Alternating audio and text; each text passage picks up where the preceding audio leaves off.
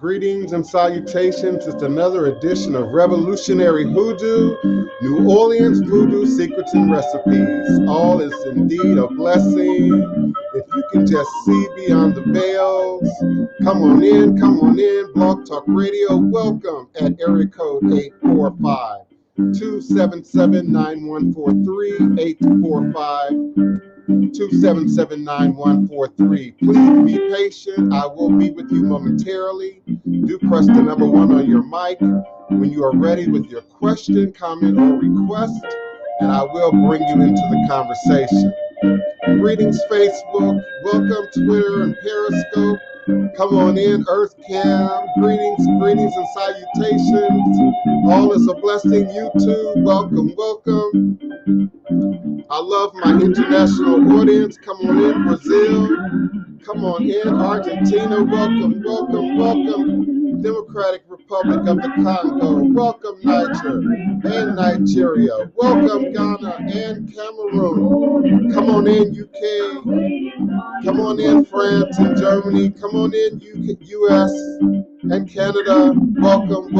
All is a blessing. Truly humbled and honored and appreciative by your continued support and participation. Welcome. Come on in.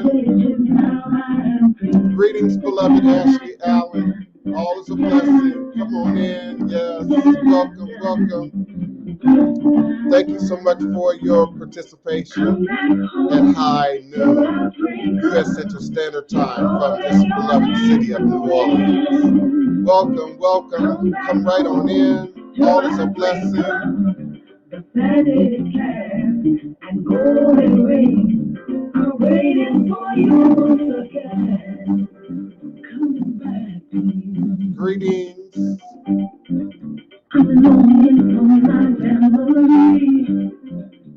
Welcome this Monday, Black and Blue Monday, for those who understand. Come on in. Welcome. Come on in. I'm here with you. I am here for you. Come on in.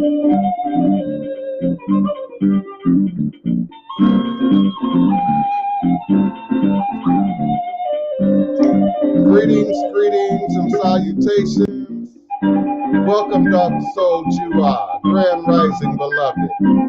Come on in. Beloved Chef Bushi, greetings and salutations. Yes, join us, beloved, join us. Penal Heart, greetings, beloved. All is truly and indeed a blessing. Yes.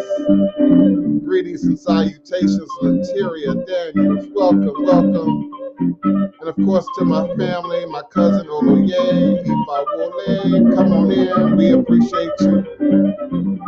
Greetings and salutations.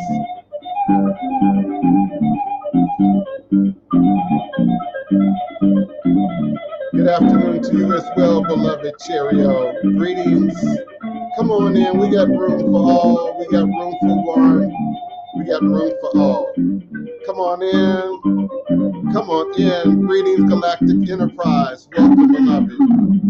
Nina Lloyd, greetings and salutations to you and yours.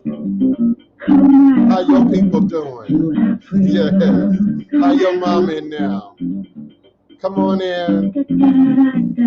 Welcome.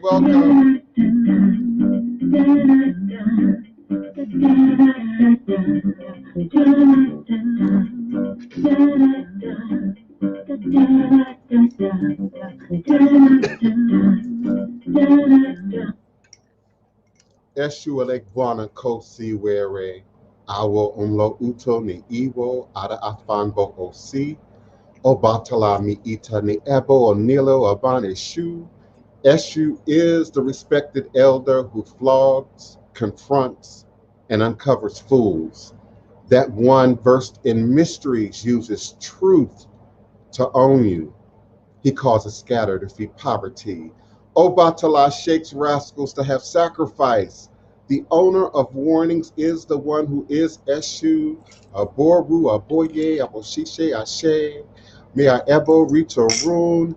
May our ebo be accepted. May our ebo allow what we desire to come to pass. And so we say, Ashe, oh Ashe.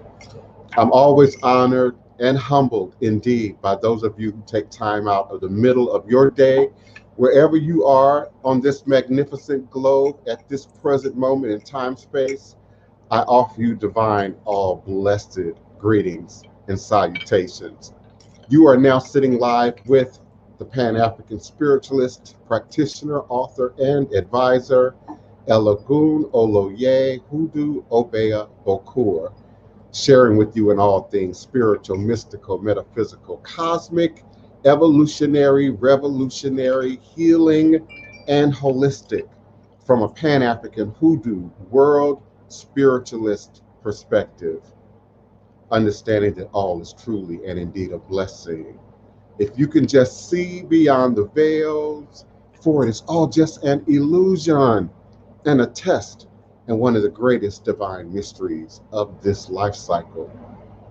This is my constant prayer, my mantra, affirmation, reverberation, my reiteration, and it is indeed my ever-living reality.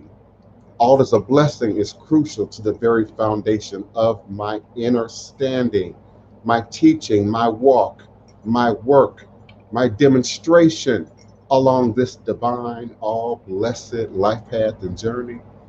All is a blessing is where I begin and end each and every endeavor, all my endeavors, understanding that I and I alone create and co-create my divine destiny, and I alone create and co-create my divine, all blessed reality. And so it is. Ashe. Today is Monday, the 24th of May, 2021, and I am emanating and vibrating with you and for you now live, virtually, verbally, cosmically, quantum universally from this working temple of the House of the Divine Prince. Thai Potions, Hoodoo Central LLC, in this beautiful, historic, some would say most haunted, others would say most enchanted city in America, New Orleans, Louisiana, the land of my ancestors and those who came before me along this Hoodoo Obeya life path and journey, passing down the great Obeya stick along with the knowledge of the life-giving herbs, roots, plants, rituals, spirits, minerals, and indeed, as our beloved elder Denise Augustine, Mother Denise Augustine would say, our sacred stories. I always like to start first just with taking a breath, and then taking another breath, understanding that the creation of sacred space is critical to all that we might do, think, say, be, and ultimately demonstrate. The creation of sacred space, first within, mind and body and heart, soul and spirit, and then indeed outwardly into our personal environment, into our communal environments, into our global environment. And I'm always grateful and appreciative to have my family with me, my cousins with me. And I want to bring Oloye, Ifawole, Oladeji, Efuntade onto air with me and acknowledge him. Greetings, beloved, and salutations. Welcome for being a part of our show. Greetings to everybody. I hope everyone is doing well today. Please excuse me. I'm a little bit under the weather, so I might be a little reserved today, but I wish each and every one of you my blessings today and pray that today will be a day of elevation of your spirit and conscious in all areas of your life, and that the lessons that will be learned today from my cousin, and I'll try to contribute, and Otun will be here in a little bit, that we'll do our best to be blessing you today. So my blessings to each and every one of you today. Thank you kindly, beloved. And I want to remind you that if you don't have a webcam and you don't have a working mic, but you would like to contribute, ask questions, be a part of the show, my phone lines are open at area code 845-277-9143. 845, area code toll free 845-277-9143. Please be patient with me if you're on the phone lines. I will be forward with you momentarily. I will open your mic. I'll call out your area code. If it's more than one person in that same area code, I might call out your first three numbers. But I will then open your mic. I will acknowledge those who've pressed the number one, who've raised a hand. Otherwise, I'm going to just assume that you're listening, enjoying, digesting it, and taking it all in. And of course, you are also welcome to utilize the StreamYard link.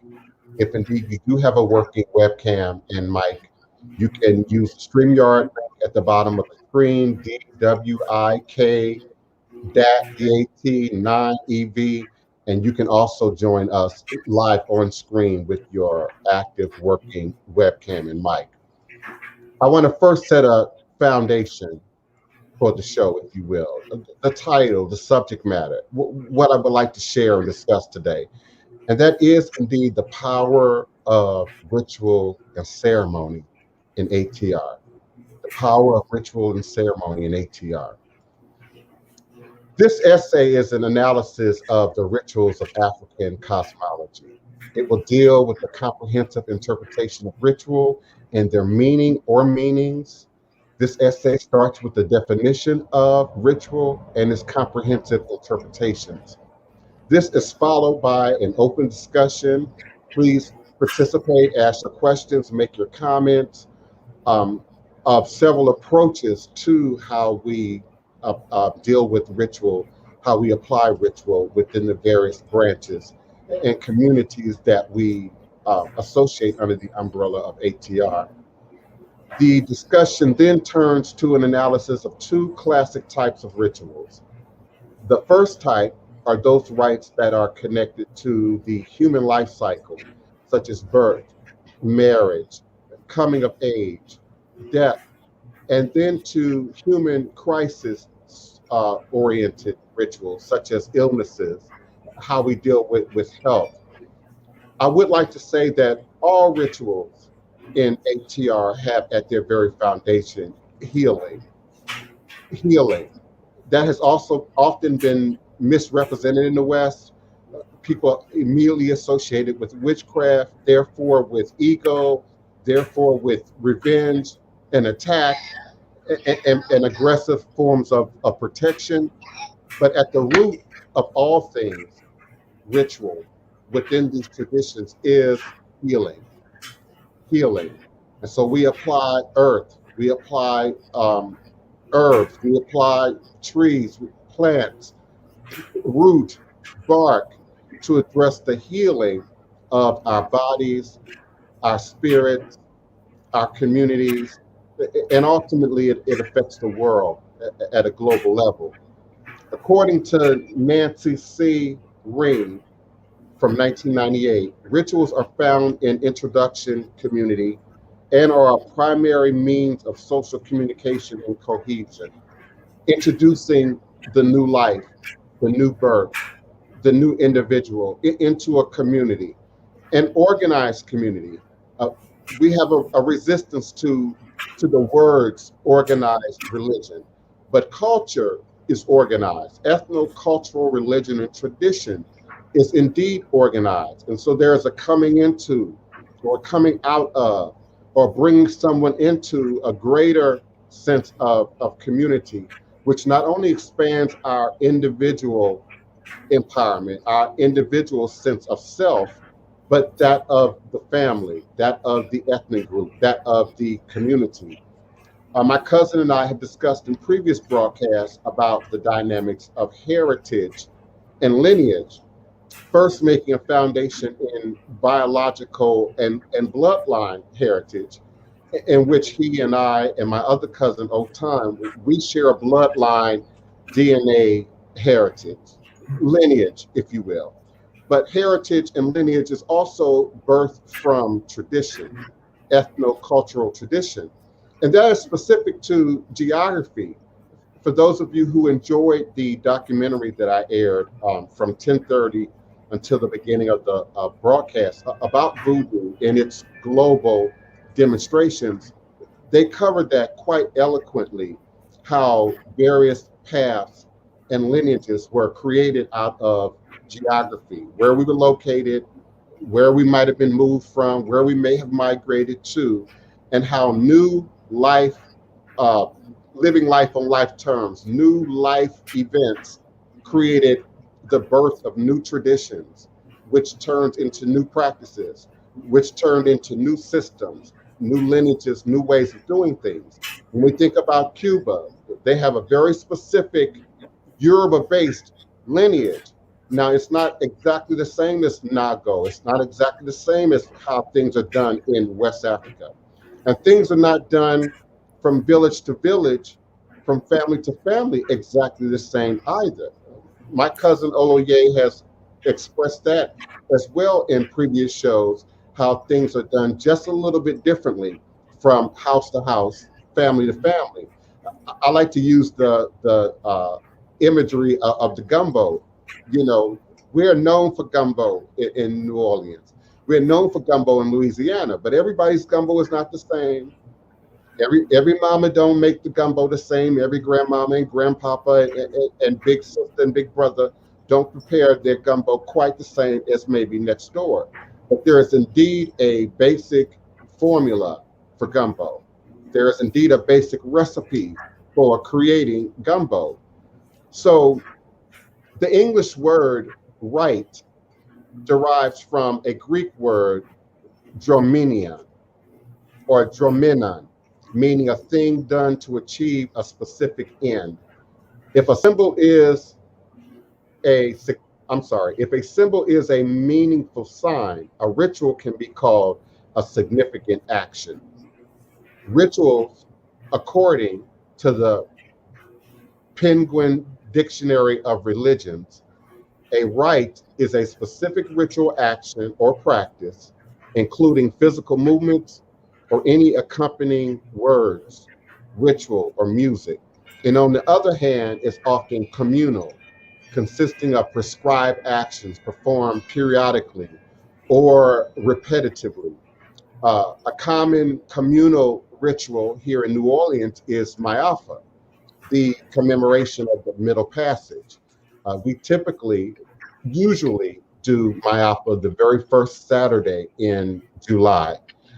Now, I'm still not clear on 2021. I told you all as soon as I knew better, I would let you know. I haven't heard quite yet if Mayafa is going to happen this year. I'm going to assume that it will. I'm sure there'll be some changes to it, you know, in the event of, you know, in the season of COVID, but it is typically the very first Saturday in July here in New Orleans. And again, it's a way of commemorating the Middle Passage, and of course, its specific effects on the city of New Orleans. I do know that Mayafa is commemorated in other regions of the country, including Queen Quet, the Gullah Geechee Nation in the Sea Islands off the Carolina coast. I believe they do it in Oakland. I think they do it as well in Brooklyn or in the New York City area. And they're not always done on the same day. So, you know, get with your community, get with your community organizers, get with your community organizations, and find out if that ritual is being performed in your area or somewhere nearby, and become a part of that. Another ritual that we've developed that some of us still support is Dr. Karenga and Kwanzaa. And so now many households acknowledge the ritual of Kwanzaa, the ceremony of Kwanzaa. And it is again a way of not only bring a sense of unity to the family, to the household, to the group, to the organization around a Pan-African based system. There are aspects of Kwanzaa that are indeed, you know, based in oh wow, I just drew a blank, in Swahili culture and wording, but also very African American based traditions are also sort of inherent in how we acknowledge Kwanzaa. Candles, candles in terms of timing is a very new thing. Our ancestors may not have had access to candles. Candle wax, you know, and beeswax would have been greatly more expensive in older historic timing. So oil lamps and other forms of illumination and fire would have been utilized. So indeed, we bring our Western sort of nuances to some of these ritual practices and traditions. But by establishing a secure foundation and base in heritage and lineage is very important to how we then go into ritual and what ritual is and how ritual is performed geographically within the African diaspora. We can say that in modern English, there is no clear distinction between rituals and rites. Rituals are activities which has a definite religious overtone. A ritual is a link established between present moment and original reality. The word ritual refers to symbolic action, which focuses a certain kind of power through the use of natural signs and symbols. Rituals range from simple gestures such as bowing or shaking hands to elaborate ceremonial dramas such as the coronation of the traditional chief or modern chief or initiatory ceremonies. Sometimes repasts and funerary ceremonies. Another local example of that is Black masking culture here in New Orleans, which is full of ceremony and ritual and history and tradition with modern nuances that evolve, with each year, with each opportunity that we come out into the street, whether to perform or to actually operate within a ritual. Second line, many of you are now familiar with, is a funerary rite that is practiced here in New Orleans, which has a distinctly African voodoo-based root behind it. And so when someone dies in the community, particularly someone who's celebrated, or well known, then second lines are often had. You first have your first line, the funeral family, sometimes, the casket. There's a dirge, which is sort of a slow-paced, sort of religious march that happens, and then the second line breaks out with the upbeat of the brass band, and people pick up the step a little bit, and then it turns into a celebration of the life. And sometimes, yes, we dance on the casket. Sometimes, yes, we carry the casket, through the streets with the second line, and leave the horse and the chariot behind, and leave the funerary cars behind, while we celebrate the life within the community among the people. And so ritual, ceremony, tradition, and you've heard me say this before, that there really wouldn't be a church, there really wouldn't be Christianity in the US without the Black African ritual ceremonial footprint. And when we know what it is, when we can see it for what it is, when we can identify it for what it is, then we can clearly the footprint of our traditions, our rituals, and our practices now integrated into other religions. And Islam, no less than Christianity, has many traditions that have their root, their practice in African and other indigenous-based ritual traditions. The Confucianist saga, Hosan Tzuzi or Osan Tzuzi, spoke of the significant role of ritual in the following memorial words. When rites are performed in the highest manner, then both the emotions and the form embodying them are fully realized. Through rites, heaven and earth join in harmony. The sun and the moon shine, the four seasons process in order, and all things flourish. Men's likes and dislikes are regulated, and their joys and hates are made appropriate. Those below are obedient, those above are enlightened. All things change, but do not become disordered. Only he who turns his back upon the rights will be destroyed. Are they not wonderful indeed? And so the idea of the importance of rites and rituals transcends not just ATR, but really all indigenous world cultures and traditions. You acknowledge the birth of a child. In many cultures, the child is not even named until almost 30 days, a full, moon cycle, after they've had an opportunity to interact with the child, to gain some sense of the personality of the child, to sort of get some understanding of the destiny, if you will, of the child. And so another rite that we operate in within the umbrella of ATR is divination. There's very little that's done within these traditions in terms of rites and ceremony that's absent from divination, that's absent from allowing the voice of the ancestors to speak, the voice of the Loa or the Orisha or the Abasan or the Olusi, depending on the ethnic lineage, the spirits, if you will, to speak.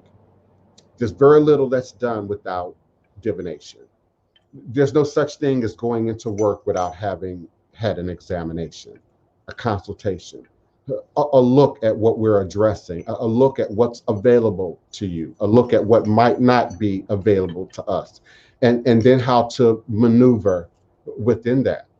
So very little is done within our traditions without consulting a higher power, if you will. And it starts by acknowledging our elders. How were things done? What do you remember? What is your experience? What might we be overlooking? What might we be neglecting? What has your years of living life on life's terms, brought to how we can better approach ritual and ceremony? So we often look in human form to our elders and those who've come before, those who've performed the rituals, those who continued the ritual. Continuing ritual within the dynamics of family is a major thing in the city of New Orleans.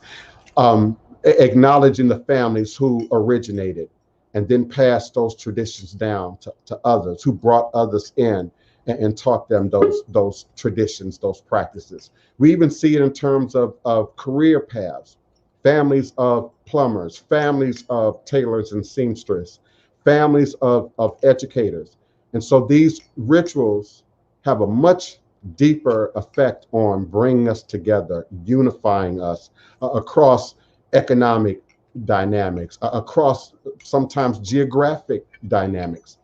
And me and my cousins are making a concerted and aggressive effort right now to further build inroads that we can share and bring others across the bridge, into ATR traditions, directly with our cousins and our brothers and sisters, on the mother continent, but also here, and creating a deeper fibric connection between us, so that no one is operating in the illusion of isolation. So no one is operating as if they don't have support or a shoulder or another opinion of what life might bring to us on life terms.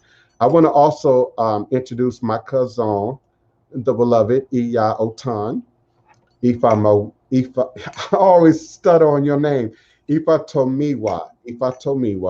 And we are cousins. She and I and Oloye, Ifawole, we are indeed blood cousins. If you ain't did your DNA test, you better get on it.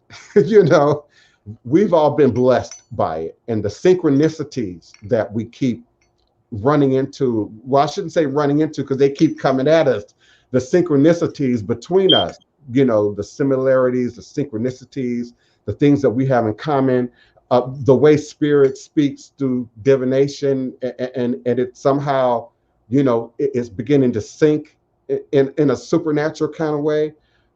If I can digress for just a moment, I heard a rumor, I'm sure you women can speak to it, that if, more than two women are living in a house, your cycles might begin to sync. So it's real interesting how this blood, carries such a dynamic, coding, of power and energy. And it's only when you meet each other and greet each other and find out and get to know each other that you really begin to see it. Sometimes we can't see the forest for the trees. So you think you got it, from your immediate family or your close relatives, and you think that's really the extent of the story. But there's so much more to our stories that the power of the technology in modern DNA has brought to us. And I just felt like I had to say that. So greetings, Otun, beloved. Come on in.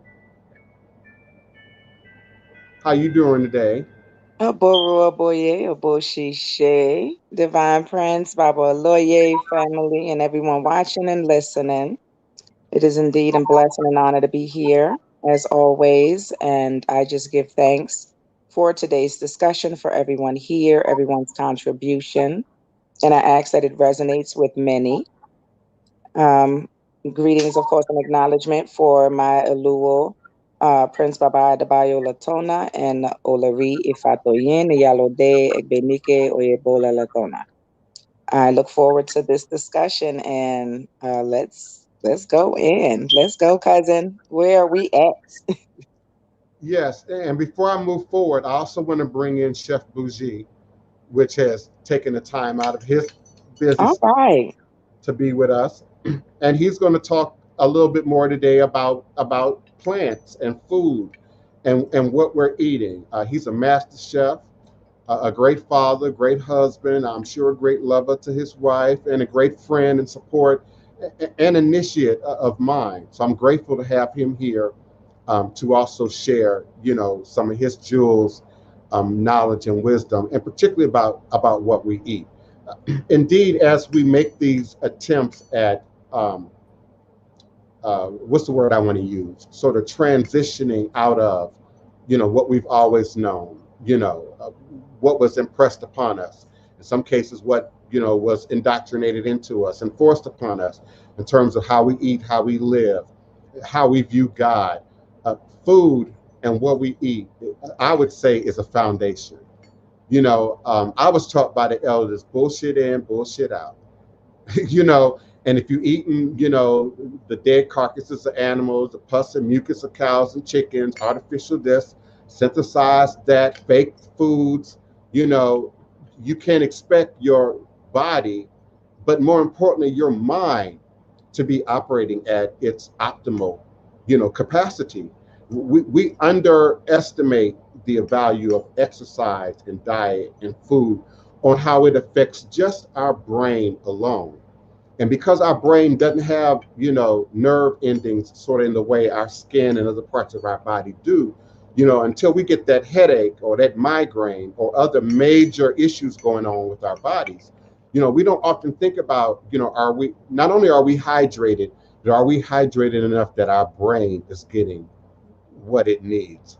And so that comes through not only drinking of water, or juicing, but eating fruits and vegetables and fibers and other nutrients.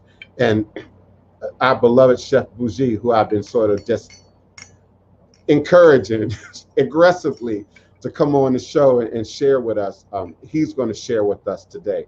So I'm going to let Chef Bougie go ahead and speak.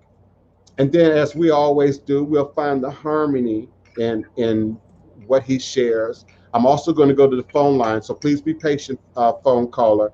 I'll be with you momentarily. Greetings, Chef Bougie. Hey, how you doing today? How's everything going? All is a blessing. It's a lot happening, more than any of us can really share right now, but we're really excited. Yeah, we were talking about nourishment, and I know the last time we really got into a discussion about food, I mentioned a couple of products that a couple of people was unfamiliar with. One of them is called Funio, which is this right here. If you ever get a chance to see this in the market, it's an African grain called Funio. Funio, okay.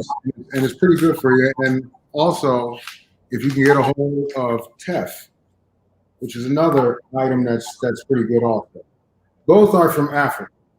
Both of them are the original versions, like this Funio, in essence, today is known as cream of wheat. Okay. The cream of wheat that's been fixed a certain way. And the teff also, it comes in the red, it comes in an ivory. The ivory is really like our grits, and the red teff would be considered our wheat team. And also, people want to know what a good rice substitute is. Quinoa is a very good substitute. I love quinoa. Yeah, quinoa is very good for that, and it's very nutritious. Now, you have to make sure that you, like you said, you got to read labels nowadays. You really do. If you want to eat healthy, you need to read as many labels as you can, because everything that's vegan also is not good for you. Some of it's processed. If you turn it over and you look at the fake burgers that they have, and there's all kind of whey in it and soy products in it, that's not good for you either. So you have to really take the time to look into everything that you put in your body. And you also have to look at who's touching your food, who's preparing it. Because if they're in a bad frame of mind, you're taking that in. And you have to watch that. Mm-hmm. So a lot of things that I mean, I know it's difficult because it's hard to cook nowadays. Everybody's working crazy hours. COVID is here. A lot of people aren't comfortable with going back to restaurants, but a lot of people do go to restaurants because they just don't have the time. But you still have to be conscious about where you go. Even if you go to a vegan restaurant, you have to watch them too, because everything that they prepare is not necessarily organic. So you have to know who you're dealing with. You know, and I know that you're diabetic, correct? Yes. So you really have to be careful about what you eat. This teff, this fonio, very good for you. And if you got a hold of the quinoa, that's great. That's the best thing you should be eating. Y'all love quinoa, especially the red quinoa. It's one of my favorite things. Yes. Mm-hmm. And you have to also be careful. You remember when we were young and we were kids, and when we were in school, they came up with a pyramid for food. You have to be careful of that pyramid. You have to be, because if I remember correctly, one of the biggest things on that pyramid was grains, and it was 6 to 12 servings a day. You can't eat that. Not the traditional grains that they wanted us to eat. But then if you went down to the bottom, you realize that it was put out by the Department of Agriculture, the farmers. They were trying to sell their plants, their product, and that's how that pyramid came to be. Some pyramids are heavily based on dairy products. That's because they were put out by the American Dairy Association. Mm-hmm, mm-hmm. So you have to monitor everything that you're ready to take in, and you got to understand who's putting this material out for you to read. That's one of the reasons I've never really trust, cold cereals. They peddle them so aggressively, on Saturday mornings and to the kids, and it's primarily, dairy product, mixed with, God knows what, in some of these different cereals. I also think people neglect the importance of timing in terms of how often you eat and when. I was advised by my nutritionist to eat every 4 hours, so that your body is not, attacking your liver and your kidneys, looking to produce sugar. But what you eat every 4 hours is critically important. Fruits and vegetables, of course, proteins, from sources like beans and legumes and nuts and things of that nature. So I think also not only was the pyramid sort of a false structure, that idea of eating 3 times a day was also not necessarily the best advice, to mass market, to the community. We definitely need more nutrients than that. And I think within the dynamics of that 3-meal structure, you end up overeating, but also, eating a lot more unhealthier items, trying to fill up that space, in between the hours, that most people manage to eat a 3-meal day. I know many of us, claim to only eat, 2 meals a day. And I don't necessarily think that's the best notion either.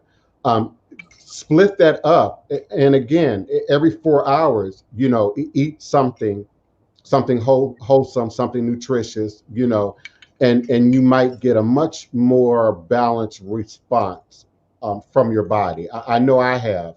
It keeps my sugar levels really, really low. I can see a future where I will not be diabetic. I can see a future where I would not, be on medication. But it has a lot to do with retraining and reprogramming. Again, not just the body, but the mind, because your mind is what's sending out these signals that I'm hungry, that I need sugar, that I need, all these various things that we've sort of been programmed, many of us from childhood, into thinking that we need. I gave up dairy products after, years of really enjoying cheese, maybe 20 years ago. I can't even just fathom, cow milk, even egg is something that I might eat only once a year, and it depends on how and it's prepared, and what it's in. So I think the timing, Chef Bougie, is also important in terms of how we address diet and nutrition and health overall. And if you will, give me a moment to go to the phone line. Area code 804. Greetings, beloved. Who's calling and where are you calling from? I'm calling from Virginia. Yes, and who's calling, beloved? I'm sorry, I'm calling from Virginia. Yes, what's your name? Who's calling? Oh, okay, I'm sorry. My name is Linnell. Is Linnell. Greetings. So I would be like in Virginia. Greetings, beloved. How can we help you today? What's your question or comment? I have a curious question actually. My cat is not well, and I've been trying to find something that could help her to get better. I don't know if it's possible because she's really not doing too good and she's losing weight and everything. Well, beloved, if you would like, you can send me an email to DivinePrince at houseofthedivineprince.com. I'll be more than happy to help you to the best of my ability. I do have access, surprisingly, to some people who, are much more animal savvy than I am, and particularly as it relates to cats. So I'll be glad to help you. Just send me an email. Today we're talking about the power of ritual and ceremony in traditional African-based religious systems. We're also going to talk a little bit about diet and nutrition and meal preparation with Chef Bougie. And I invite you to be a part of the conversation.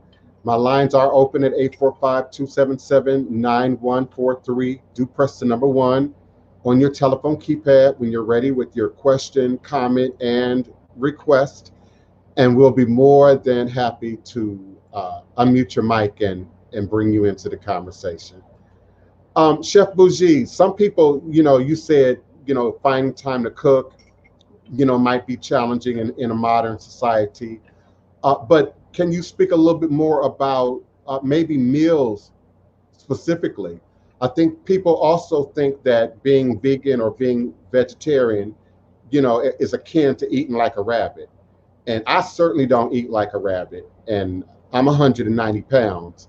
And I know many other vegans and vegetarians that manage a decent weight, getting their protein from other sources. I think that's part of the myth, that you absolutely need meat to get your protein. So can you talk, as a chef, we don't want all your secrets, but as a chef, what do you put together? What are some of the combinations that you rely on to make, some foods that people might not necessarily consider much more tasty and savory and fulfilling? Well, one thing I do, first of all, I'm going to confess that I intermittent fast a lot. I eat one meal a day, and the rest of my day is consumed eating a piece of fruit, apples, oranges. But as far as one meal, that substantial meal a day, that's what I eat once a day. And I've done that I haven't eaten meat now. It's been at least about 6 or 7 years. But there are a lot of alternatives that you can work with. Like I like doing a nice sauté with fresh herbs, quinoa, and any type of fresh vegetables, asparagus, broccoli, a little bit of lemon juice, a little garlic. That's very good. That works great. And there are also a lot of slow meals that can be prepared in your slow cooker. Your slow cooker is a good thing. I always find that it's important that I usually have one casserole dish in the beginning of the week that I make. And I rotate everything around that. I may have a tuna sandwich one day and a tomato soup, and then go back to that casserole dish the following day, and maybe alternate to something else the day after that. But I take a casserole dish and I stretch that out through the course of the week. Because with this pandemic that's going on, it's forced all of us, to like basically shop on Saturday and load up for the entire week. But you got to work smart. I mean, you got to use things. You got to work your vegetables. There are too many vegetables out there that you can. I'll do a stuffed eggplant with other vegetables: carrots, celery, zucchini. And there's also a couple of companies out there. There's a company by the name of Diane. Use a lot of their cheese products. They do a lot of things with cheddar cheese and mozzarella cheese. They're actually pretty good. And you can use those things like any application. Like if you're making an eggplant parmesan, try to incorporate as many vegetables as possible. Use the diet cheese. And most of the time you'll have people over your house and they'll try it and they won't know that they won't even basically miss the meat. Alexis Williams asked, would you suggest olive oil or grapeseed oil when preparing meals? Grapeseed oil or avocado oil.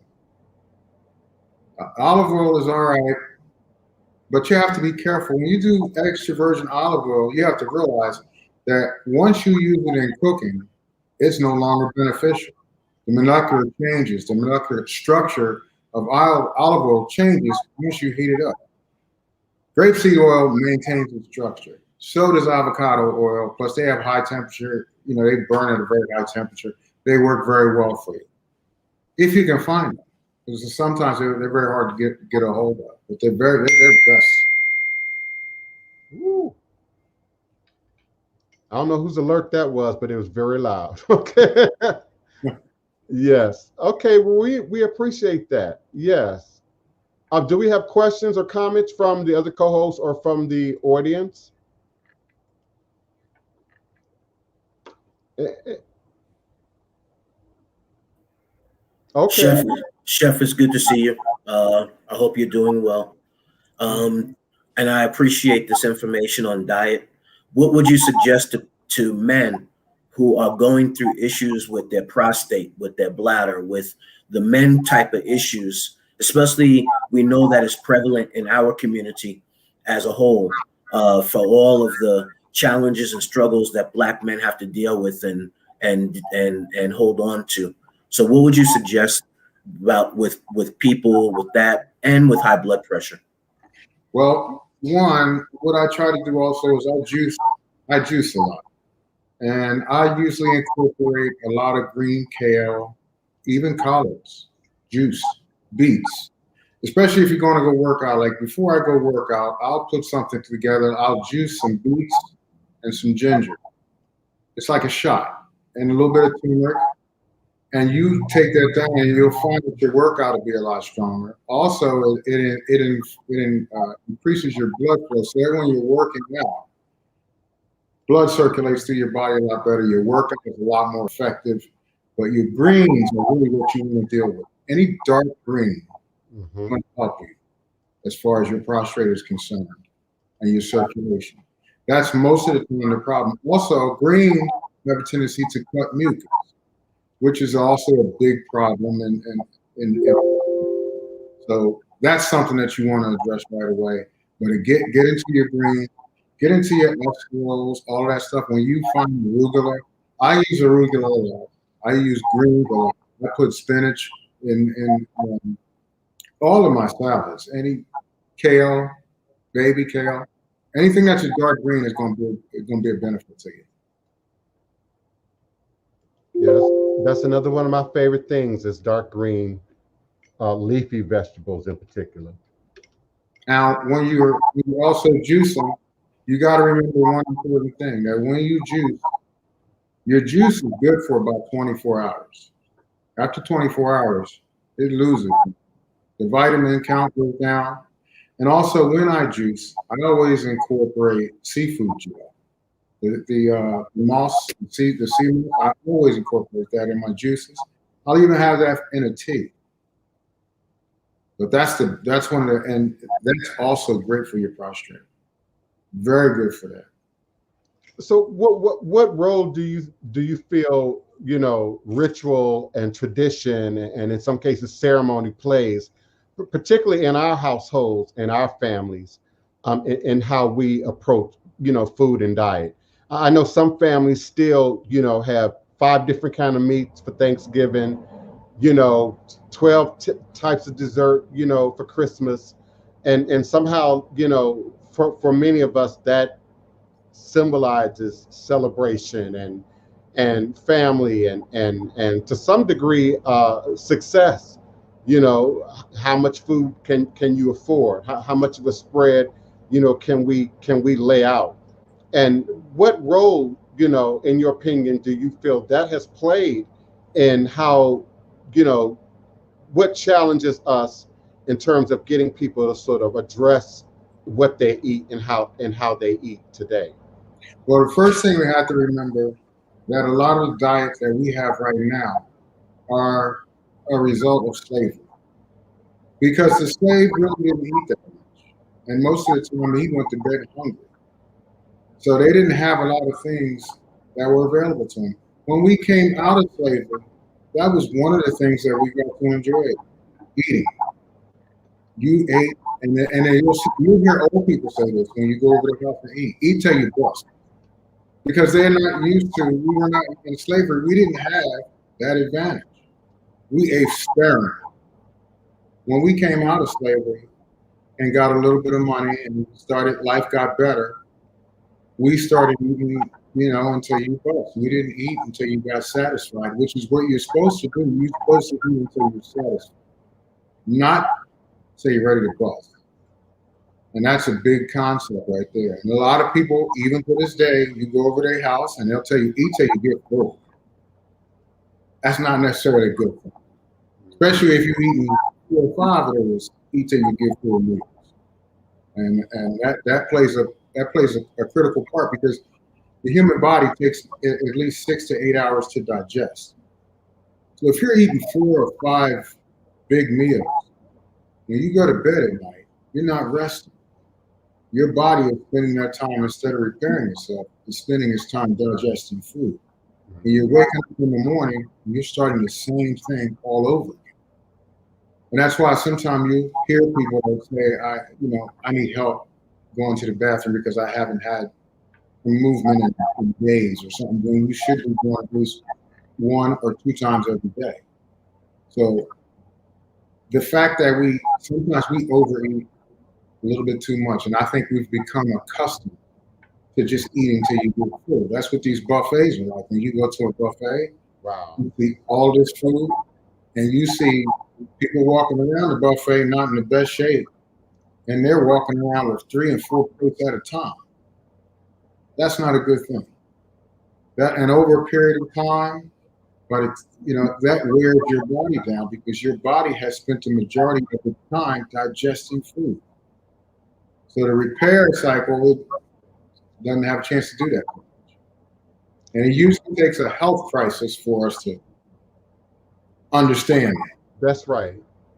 Yeah, you just brought back my memory of my past life, in the church, and a part of the, I guess, a sign of status and prosperity, was that we went out to eat after church every Sunday. After the morning service, we'd go out and eat, and then we'd come back, for the 6 o'clock evening service. And of course, if you couldn't afford the seafood house, if you couldn't afford, the grand buffets, then they weren't, privy, to these sort of social events. And I remember people really jockeying, putting more focus on that event than the service, the religious services, themselves. Even as a young person, my mama tell you, you're gonna waste your money at a buffet with me.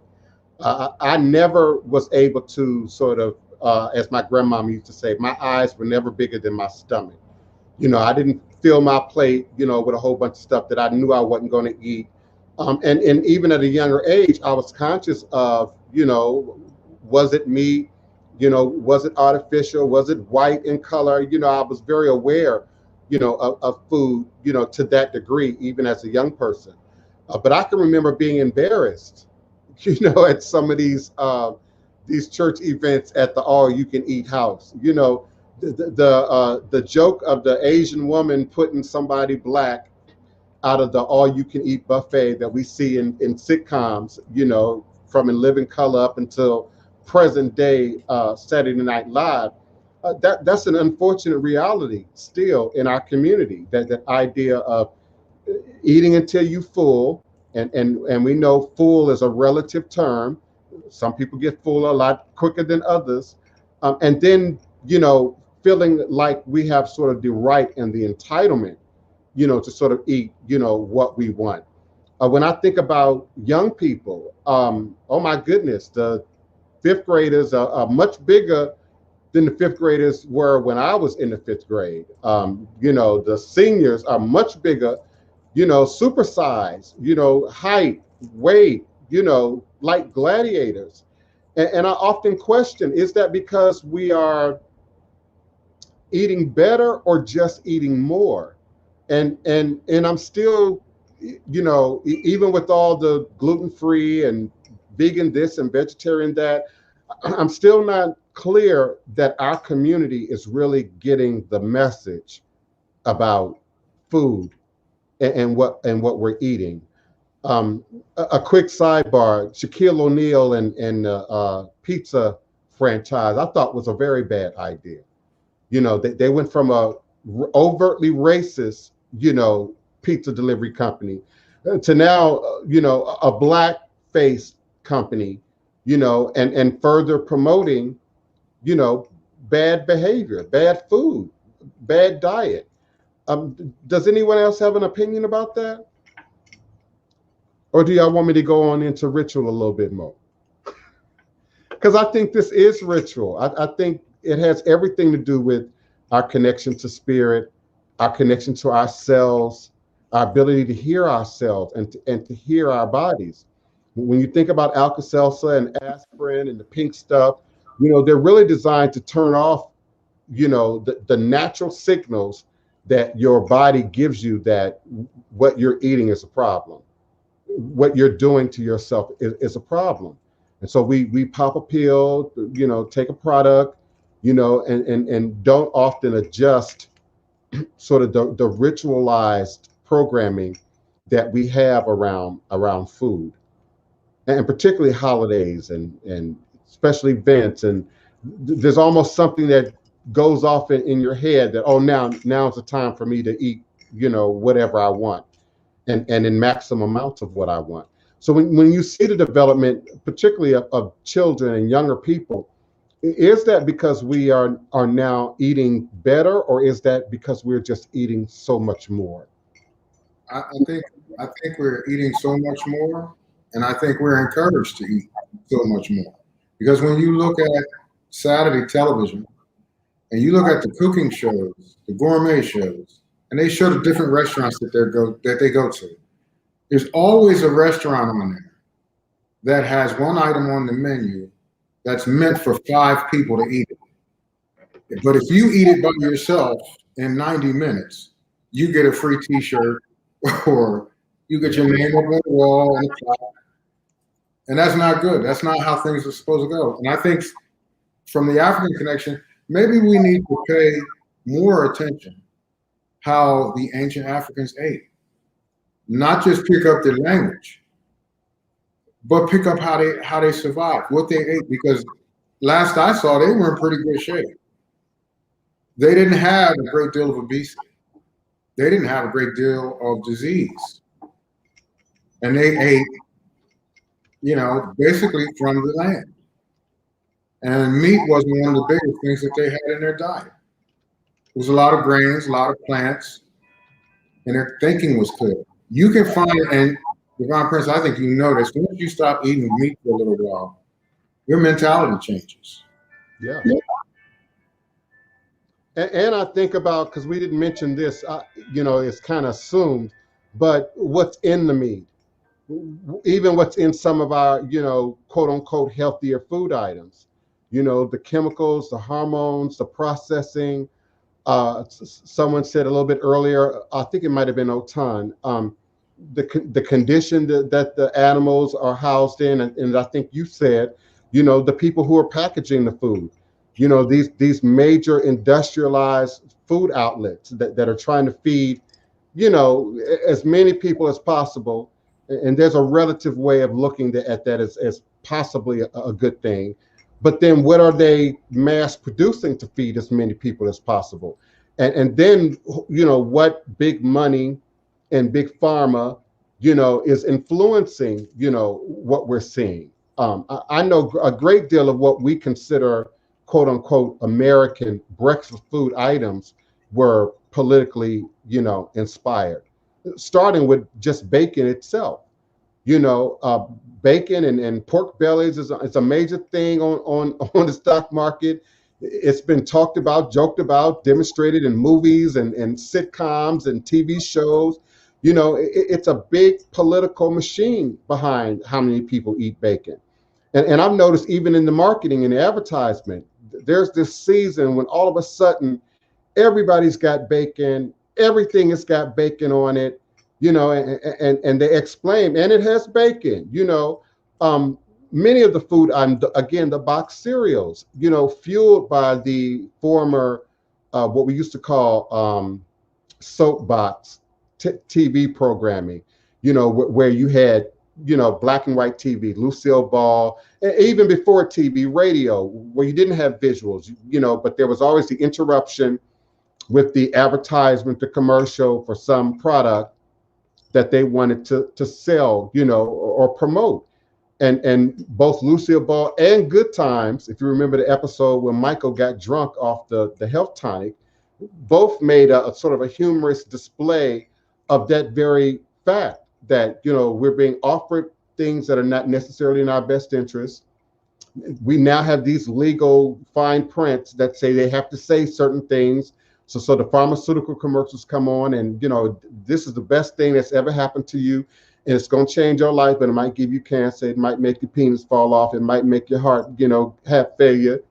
You might, and might cause your hair to turn, purple.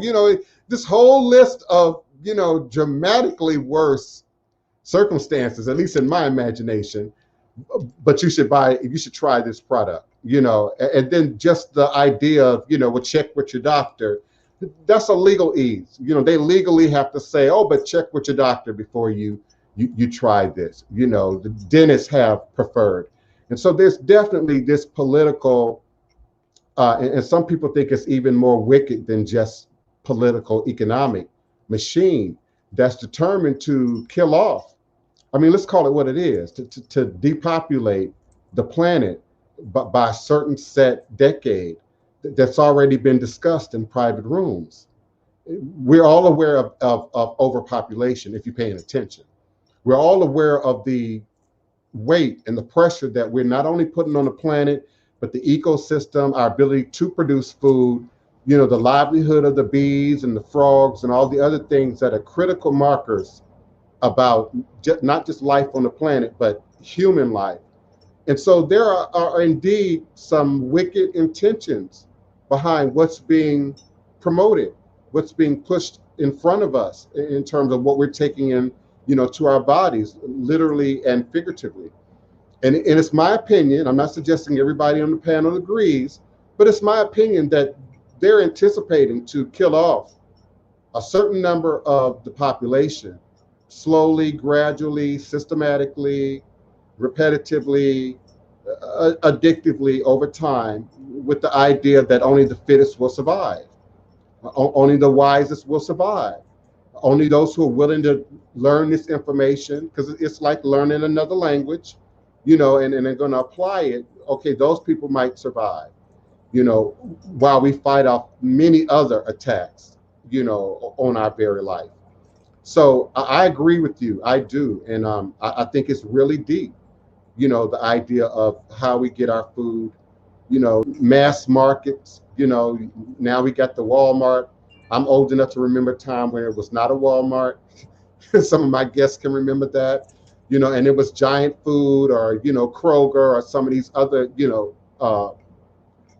grocery stores that still are in existence. But as we have gotten just so much bigger, I remember the season of the supersize, where you supersized everything. If you ate fast food, everything was a supersize. Buy not just one Whopper, but two. Buy not just one Big Mac, but three. And they make it so much more. I'm almost about to say something that's really bad, but they make it almost economical, depending on how you view economics, to eat the bad food. But if you understand economics, the health costs and the medication costs and the health care, care and having an aid to help you wipe your butt and walk and all the other things is far greater than, spending an extra dollar to leave your city for 20 minutes and buy from the farm. I said before, I'm grateful to be in a town where we have food coming straight from the garden, straight from the farm, straight from the garden. And many of the gardens are independent. I'm not talking about industrialized, commercialized gardens. I'm talking about my garden and Miss Gloria's 2 community gardens and my neighbor's 5 gardens, and we have everything from citrus to green leaf vegetables.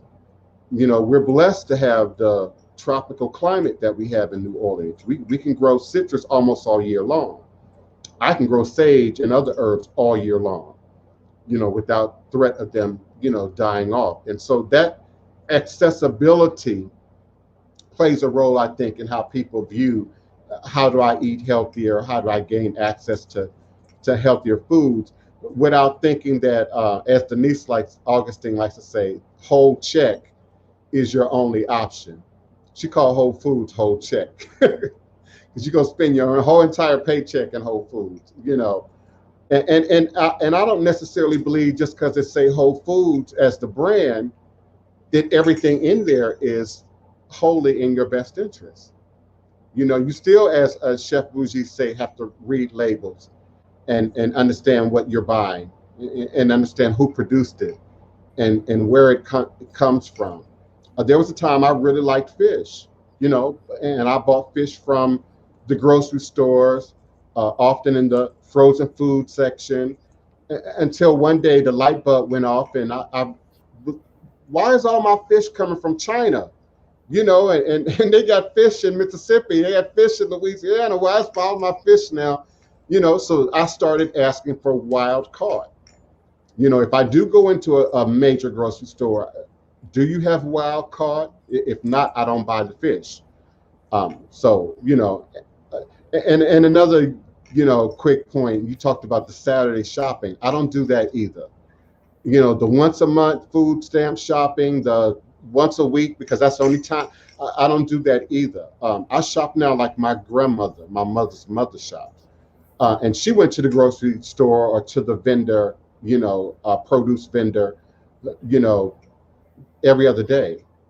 And she bought what was fresh. She bought what was economically feasible, because, your collard greens might not be the same price on Wednesday as they are on Friday. And she had a very systematic way of shopping. And she kept 2 deep freezers, something that I now do. She kept a deep freeze. So she was able to buy things, healthy things, that are freezable, that can be contained. And so another lesson I've gained is preparing meals way ahead of time and then freezing them. For me, any diabetic listening to me, it changed my life, because I don't really think about food now, very little. I pre-thought about the food during the preparation and the storing. Now, all I have to do is just go and grab something. And sometimes I'm not even sure what it's going to be. It's like a little game, because once it's frozen, sometimes you can't tell exactly what it is, but it's always good. It's always going to be healthy. It's always going to be wholesome. So that's another reason why I'm able to eat, every 4 hours, not a whole lot, not overeat. They're portion prepared meals. And so it makes it much easier. Now, I don't have children, literal children, never had children. So I'm not going to, try and offer advice to the mothers and the fathers in the room. But I would assume that could be beneficial over time, to prepare, a certain amount of meals. My mom cooked, on the weekend, and then we knew what we were going to have, throughout the course of the week. That is correct. After that, now being being a mother of 4 boys, so I'll cook on any day of the week. We're not big on fast foods. I did grow up, even though, well, when I grew up, things like McDonald's was a treat. It was a birthday thing, or once in a while. My grandmother cooked, my mother cooked.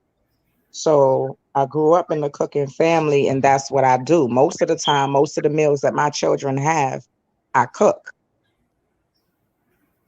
And I'm not big on a lot of outside things. They do because they somehow have endless appetites, eat a lot of things. I do have breakfast cereal in the house. They don't eat a whole lot of it. Cereal will be in our house a whole 6 months, because they also get breakfast in the mornings. They get eggs and pancakes and things like that, because they eat all of that. They eat grits, eggs, pancakes. They eat the turkey bacon. They have that all. Biscuits. They love all of that. And that's what they're used to. They're used to their food being cooked. They don't get a lot of restaurants. They don't get a whole lot of going out stuff. Even a lot of the times with the birthday cakes, as I've made changes in my life, the going out in this store and they can put this on a birthday cake. I bake them cakes now. And the funny thing is, they've actually started to ask for those, as opposed to all of those store-bought cakes that I was so pressed about earlier, because a lot of the stuff we impress upon our children ain't even them, it's us. The big birthdays at 1 and 2 years old, they're not gonna remember none of that mess. So we have to be mindful of the things that we impress upon them.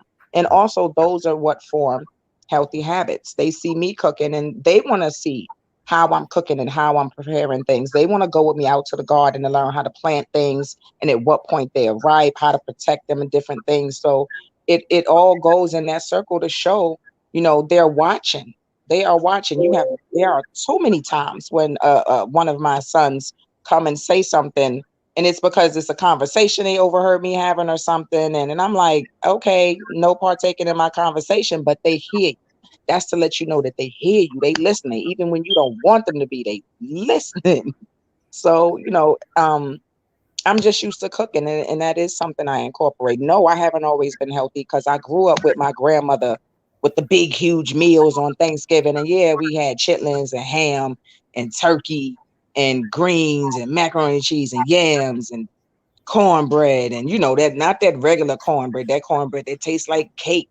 And that's what I grew up on. So initially, that's how I grew up cooking. And Sunday mornings, fried fish, grits and sliced tomatoes, and that's what I grew up on. So it took time, and me growing up and learning and changing my habits, and helping to incorporate the better things, and changing the habits of my children. It takes time. It isn't going to happen overnight. And there are still some things that, that they eat that they're boys. They are carnivores. I don't eat pork, but I don't try to do a lot of beef, but a lot of chicken, and they will pull it off the bone, or sometimes chew straight through the bone. So I can't, I've tried certain vegan things. They ain't having it. They ain't having it. But vegetables and all of that stuff, they love all of that. So I win the fights where I can. Where I can. Yes. And let me be clear, I'm not here to judge. I don't think Chef Bougie is either. I'm sharing what I eat and what I don't eat. Oh, yeah. And I'm not judging anybody who eats boxed cereal or meat or fast food or anything else. I just know, my experience now at 54. I like to share my experience. A lot of people say I look, once I shave all this white off, I look really young for my age, visually and physically to some degree. I could get a little bit more athletic, like my cousin Ifawole. I'm overdue for the gym, but as I learned, they say as you know better, you do better. White flour. I was taught to get away from anything white, so I'm very suspect of white flour, white sugar, even processed sugar substitutes, can still cause the same signals from your brain to resonate in your body as regular cane sugar. So you got to be careful. And then, of course, there's the aspartame and the other chemicals that they use to process some of those substitutes. Just this past week, I ordered 4 stevia plants, to add to my backyard herb garden. The ones that I had, along with some of my basil, really froze this year. We had unusual cold snap in Louisiana. I think it was back in February, and they froze all the way to the root. So I ordered me some new stevia plants. They grow just like almost like sage to some degree, except they're much taller and hardier of a plant, and you could just pull the leaves off and use them, process them on your own, without worrying about chemicals and additives and whatnot. So I agree. I agree, and I support, your experience, Otun, and any others. I'm just not here to judge you, but I appreciate hearing your story. And I know with young people, it's a bit of a challenge. When you were telling your story, spirit is always talking in the back of my head, and I heard it's in their blood, and so they're eating the way you ate as a child under your grandmama, because it's in their blood. I love biscuits, but I had to get away from the white flour. Cornmeal, I don't eat cornmeal like I once used to. And if I were to eat cornmeal, it would be from scratch, not from the jittery box. Oh, and that's the way we do it, and that's the way I was taught. All of that, the sweet potato pies, banana pudding. I don't do the box Jello pudding. I make my pudding from scratch. I don't use white sugar anymore or white flour. So I've made a lot of the changes and adjustments, and not just the what I cook, but how I cook. I don't do as much of the sweets like the sweet potato pies, banana puddings. That's holiday time. I try to limit that because they're so rich, and I just want to make sure I try to keep that for only certain times. It's treats and things like that. So yeah, I don't do a lot of candy or sugar. If they want something sweet, I eat a piece of fruit. I keep apples, oranges, bananas, and all of that here for that purpose. That was my mama. Yeah, if you got a craving, you need something sweet, she pointed you to the fruit. The fruits and the nuts, we always had a supply of those with us in the house. I appreciate this conversation. I had no idea really we were going to go this far into it, but it plays definitely into Enzo Khalifa mediumship uses the phraseology culinary heritage. And I like that. You often learn what to cook, ultimately what to eat from your mama or from your grandmama or whoever did the cooking, as you grew up.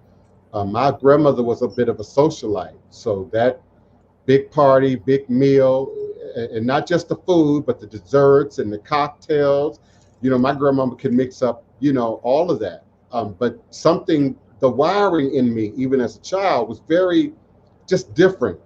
Pancakes, I probably burn out on pancakes by 6 or 7. I just couldn't handle the thickness of the pancakes and that syrup. It was something in my body that was saying that was just too much for me. So I weaned off of that at a very young age. So, even me being diabetic is largely heritage. It's largely a product of having 4 grandparents that were diabetic. Well, I also want to say, DivinePrince, now when you look at cooking, especially whoever's doing it, whether it's men, or women, but particularly also women, when you look at cooking, okay, and speaking to rituals, cooking is a ritual, okay, because you're gathering things. You're coming up with a recipe, you're gathering things, you're gathering ingredients, you're putting your energy into it, your love, your concentration, your focus. You're preparing this meal. You're feeding your family or yourself. That's shrine work right there, and that is absolutely a ritual.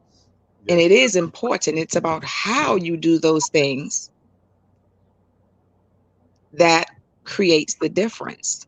So the connection in that is one, cooking is a ritual and a very powerful one. So in doing that, that is a ritual. The focus, the creation, and how you gather the ingredients determines the blessings and the good things that come out of that ritual. What do you put into it? Oh yeah. There really isn't many voodoo ceremonies that don't involve food. And not just for, the Loa, the Voodons, the spirits, they like certain food. Some like pork, some like certain types of liquor, some like coffee and milk, and even down to how it's seasoned or what's in it or not in it, has everything to do with ritual and tradition and ceremony. But then there's that, that point when we share the food among the humans present at the ceremony. And so not only is it how it was prepared, what kind of love and energy went into the preparation, but then how we enjoy it. The idea of sitting down with your family and having a conversation over dinner, or sharing, good history, over dinner. I don't think it's a time to, share the negatives.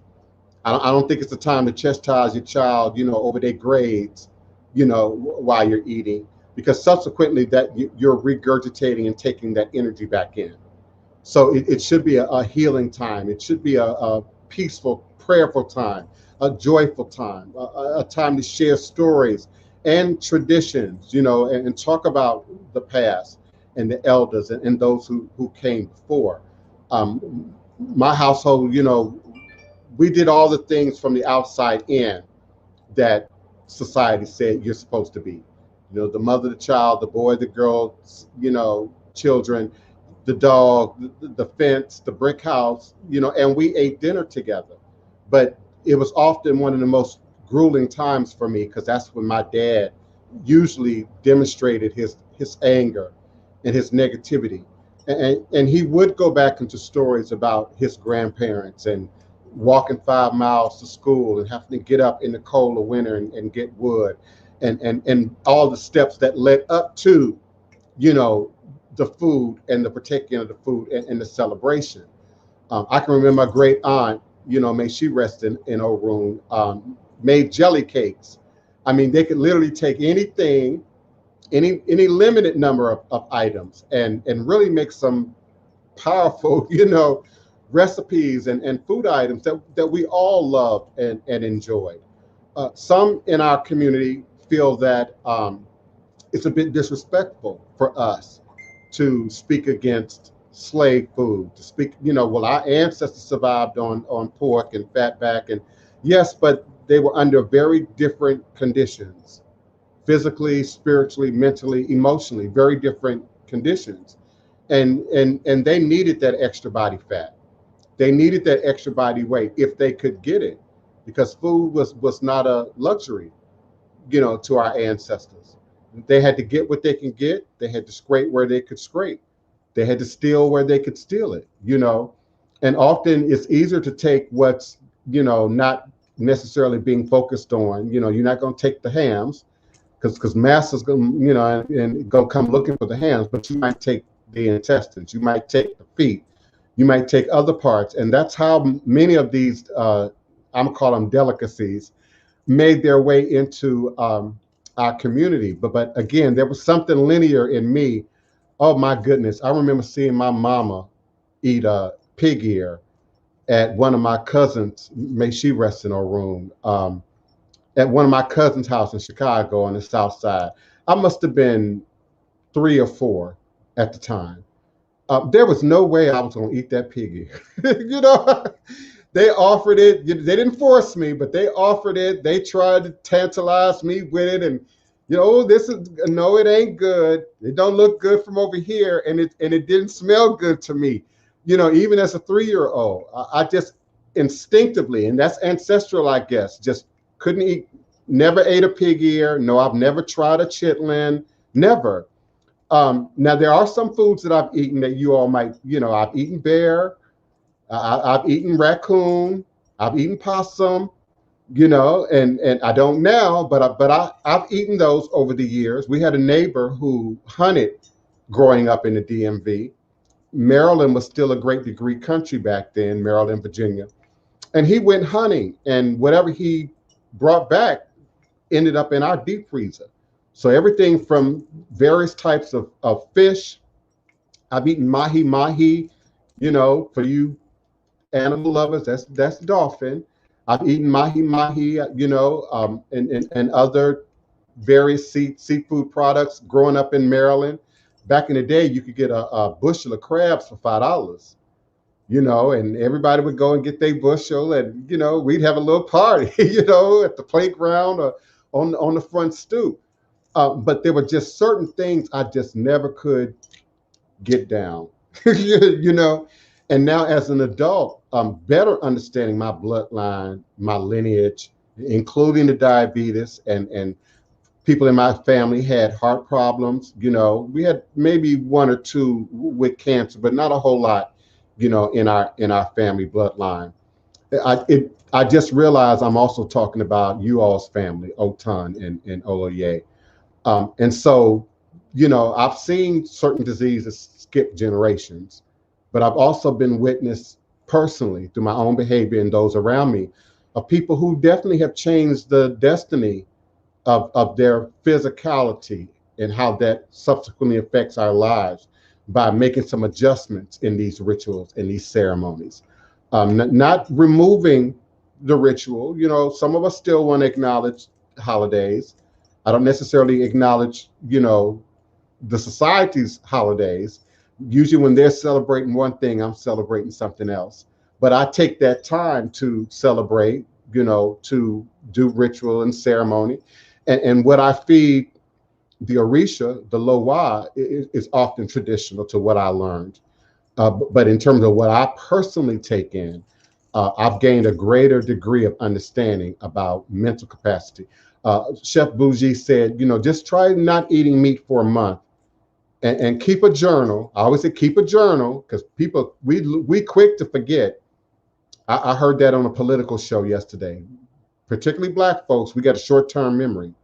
So keep a journal and write down every day how you feel, what your emotions are, how you woke up in the morning, how you lay down at night.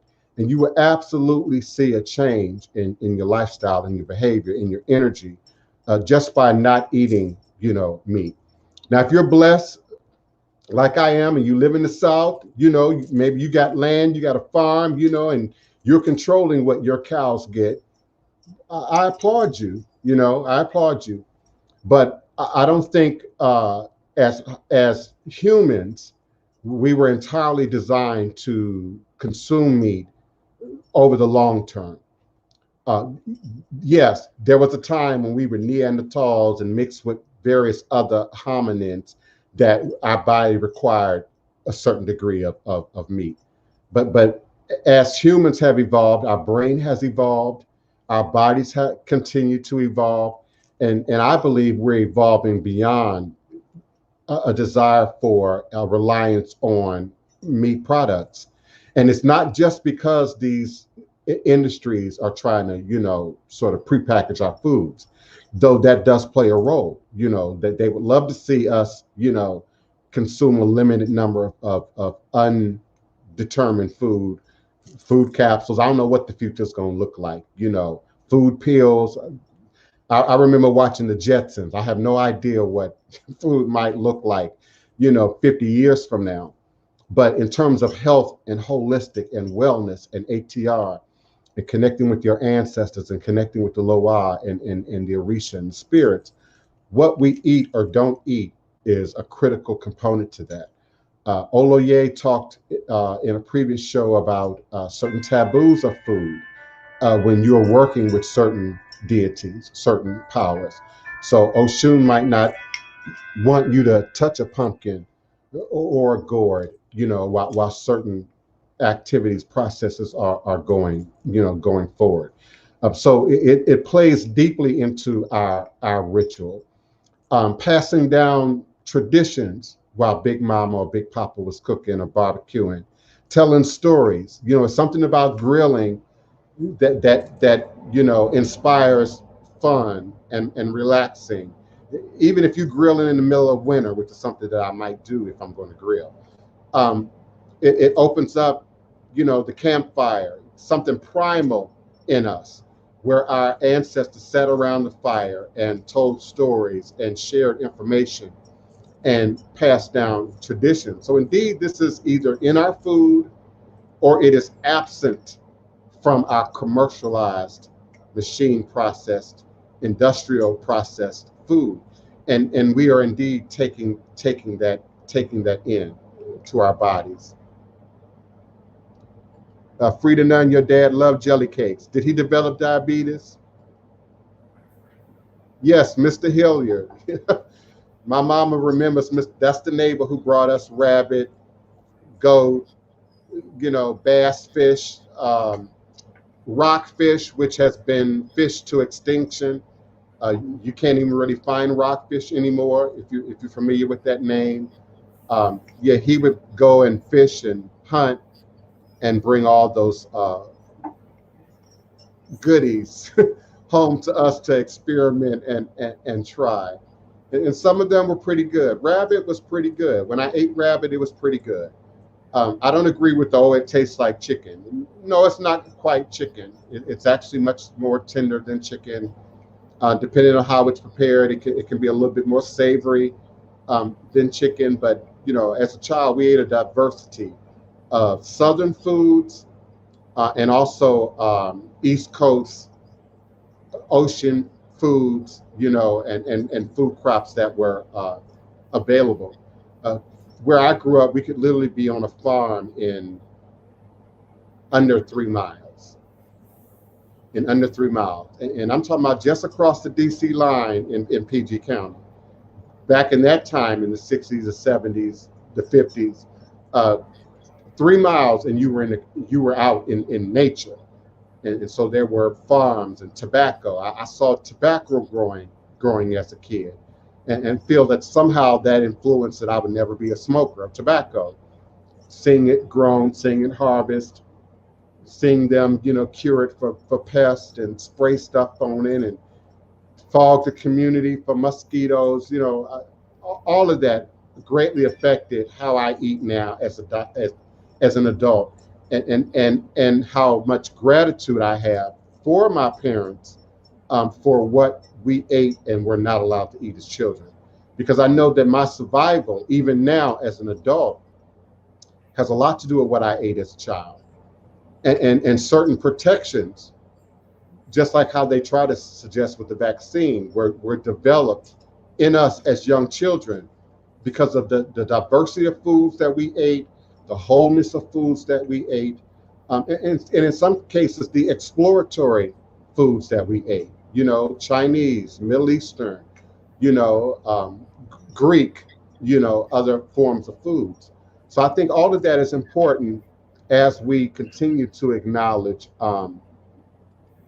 tradition and ritual, and not just in some magical sense of those words, but understanding how they feed culture for us, how they feed tradition for us, and how we see them now and how we are going to continue to look at them moving forward. Let me check my phone lines. Area code 845-277-9143. I'm grateful for everyone who's listening. That's my international audience.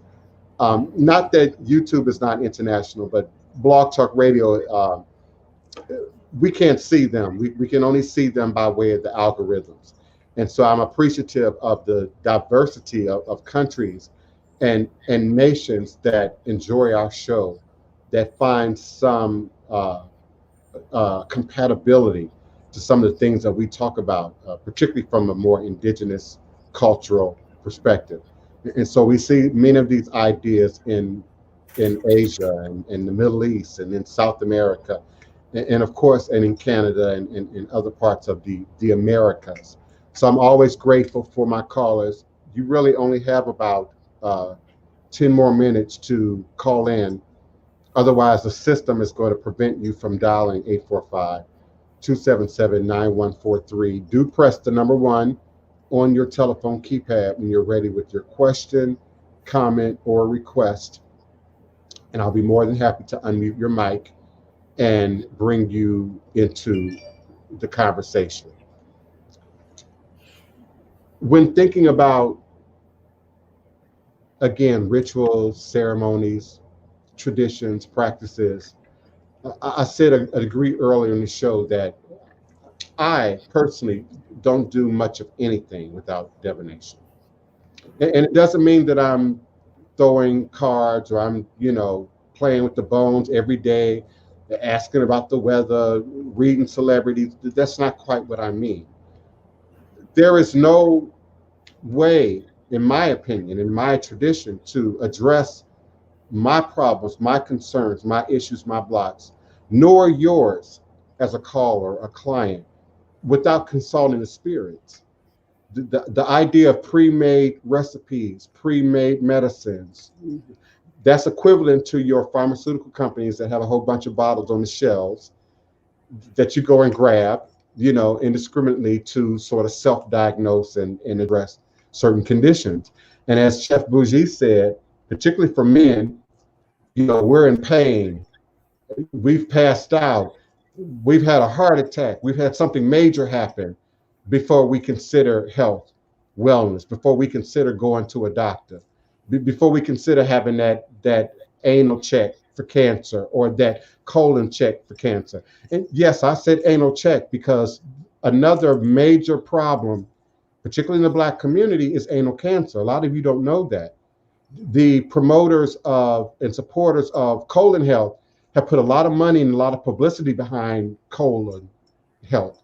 But if you've noticed, the trend now is colorectal health. And so getting those checkups is far more than just getting your prostate looked at. There's a whole lot more that could be going on that we should be looking at, particularly as men, as it relates to our health. What greater show of strength, other than just going to the gym or being athletic, or being, trained in the arts like my beloved cousin, but knowing what's going on in your body, getting those checkups, getting those labs done. I have government assistance, medical care, so I have unlimited access to a great deal of medical care, and for that I'm grateful, including dental. I know a lot of hardworking people who don't have access to dental and underestimate the ability for your dental complications to really upset what's going on in your body. That's true. I think also our people have to come to a better understanding of leaving a will, making a living will, doing these things to prepare for the future, and to make it a ritual in your family so that people know in your family what to do in case something happens to you.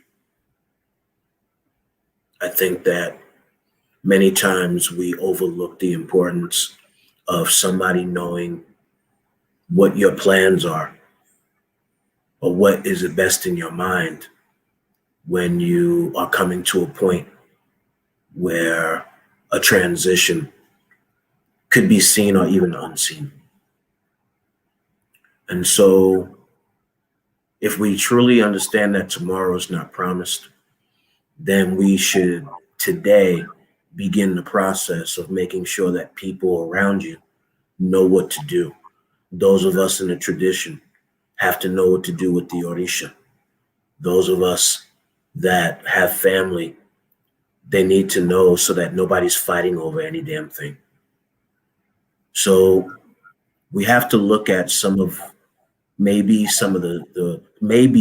mistakes that have been made in previous generations by not doing that, and beginning the process for ourselves to make sure that when we get to 40, 50 years old, that we are at least making sure that we're updating, if we do have one, that every few years we're looking at it, we're updating it, we're making sure that everything that we need to be said is said. And then we also have to understand there's a ritual to obituary, that every single day that we live, we are absolutely writing our obituary.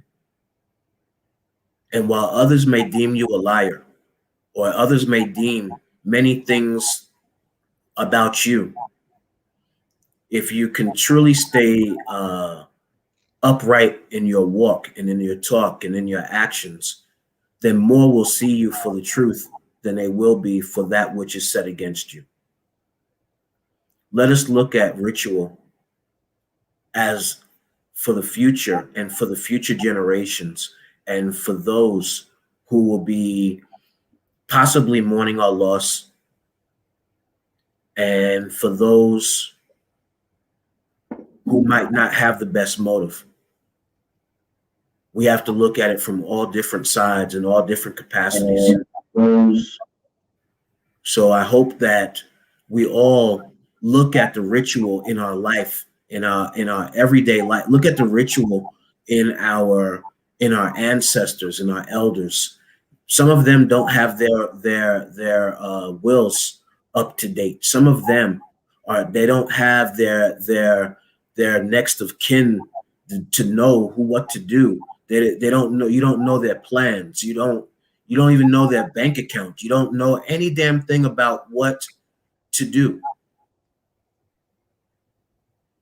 Let us make that a ritual so that we can now, whatever happens to us, be okay that the future knows what to do, and that maybe there's something left for them to move forward with and to hold on to. And understand that everybody who you influence is going to hold on to something about you. And a lot of it is about the perception of anyone who it's the perception of anyone who comes into your life. So I believe in ritual that it's more than just going to Orisha to do prayer, to do Oriki, to give offering, to do all those things. Because if you're not truly living the Orisha, what are you doing in the tradition? If you're not trying to live your life in an alignment with the nature of the Orisha within you, what life are you living? And if you're not trying to live your life so that the future generations will benefit from something that you've done, what life are you living? What's the worth of it? Ashe. Ashe. And especially today, with this technology, no one really has an excuse, to not tell their authentic story and to leave a footprint that those that come behind us can acknowledge and follow. Oloye made it very personal, especially in our community. How many funerals have we been to that disintegrated into drama? How many people in our families have passed, and the fight and the bickering and the back and forth, over their stuff, over the house, over the land, quite possibly over businesses. How many times have we seen that, just in the last 50 years? Wealth building, I've taken wealth building courses, and one of the foundations of wealth building is life insurance. How many times does someone pass in our community, New Orleans, Treme, and we have to have the bake sale. We got to pass the hat. We got to beg for the Cash App. We got to beg for the PayPal, just to put well-known people in the ground, just to put really visible people in our community into ground. Save those who are quite not as well known or quite not as on the front lines, if you will. That takes a chunk of resources out of our community every time that happens, every time that occurs, unprepared. And we're easy, I'm talking about New Orleans, to prepare for the second line. We got that down. And indeed, that is a ritual process that takes some pre-preparation. You know, it looks spontaneous, but there has to be a degree of preparation, you know, that happens. But as my cousin offered, you know, just having a discussion about death, I think it's something that has changed in the dynamics of Western culture as opposed to more indigenous, you know, cultures, where from a child you understood what death was. From a child you understood what, you know, from your vision and your experience, what the rituals might evolve or entail. And so we've made the funeral, you know, our American, you know, experience, but within our community, and particularly within the Black spiritual community, we're now talking about altars and shrines and orisha, you know, and kobeeds and other sacred items that, as long as we keep this tradition in the closet, your cousins and them don't know what to do with it. You know, heaven forbid they're violated, you know, or tossed out, you know, and therefore the next generation comes along and says, oh, well, I know, you know, Oloye was doing something over there, but I wasn't sure what it was. Oh, well, I knew Otun, she wore a lot of white, but I'm not sure why. We should never have another generation that comes behind us and can say they don't know what we were doing or how we were operating. So forgive me for sounding like Oprah, but I stand on journaling. Whether you're on your spirit journey, whether you are, you know, you're already in your tradition, you know, keeping a journal, I think, is critical, just as critical for our spiritual life as it is for a doctor to document what goes on every time he encounters, you know, a client. And then for your descendants, those that come after you, I'm grateful my mom has written 3 books. I'm grateful Wapani, my sister, has written 3 books. I got some books coming, you know, and as my cousin suggests, tell your story now while you have the opportunity to do so. Document your story now while you have the opportunity to do so.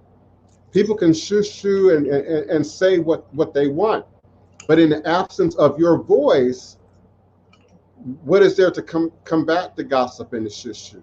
So we now, that's why I type technology in the chat. We now have technology that expands the reach and the power of our ceremony and our ritual and our traditions. I write down what I do every day. I write down my interactions with my clients every day. I write down my interactions with the greater ATR community every day. Of course, I'm writing down the new word, the new language, the new practice, the new tradition that I'm constantly researching and learning every day. I write it down. We can't assume our memory is good enough. And you know, I kind of was being humorous when I said 40 or 50, you know, Oloye. But the reality is that 40 or 50, they're dying at 20 and 30. They're dying at 10, you know, and many families are caught off guard when a young person passes. Oh, we expect the elder, we expect grandma and grandpa, we expect, oh, well, they were sick. We kind of expect, but this unexpected transitions really catch many of our families, you know, off guard, not just financially, but ritually and culturally. And how do we now address that transition and that spirit, you know, and the unresolved energies that may also be connected with that. So ritual and ceremony, I can't stress this enough. We could have 100 shows and just talk about this topic, and still not cover, you know, the range of importance that, you know, coming of age ceremonies, being introduced to an ethno-cultural tradition ceremonies, death ceremonies, birthing ceremonies, marriage ceremonies. Even marriage ceremonies are now transforming, you know, in this age of 5 genders, in this age of transgender. You know, even marriage ceremony has had to change, has had to evolve. And some are not happy with the changes. Others are rolling through with the changes. But we've been on a consistent path to change, if nothing else, since the first hominids appeared on the planet. This journey is about change, if you don't know that by now.